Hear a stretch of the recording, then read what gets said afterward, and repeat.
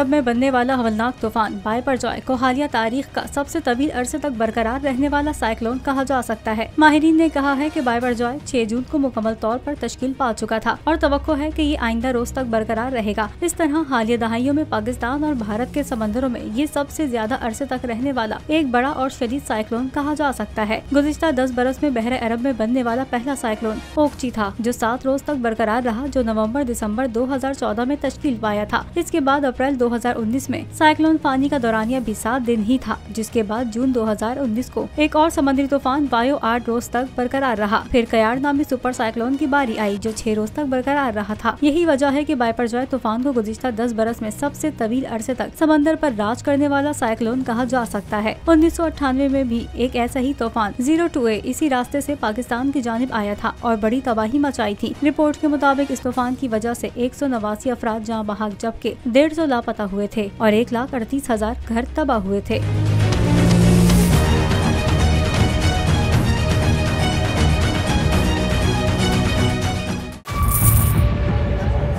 Budget 2023-24 की सबसे बड़ी ट्रांसमिशन, बोल एक मर्तबा फिर सबसे आगे।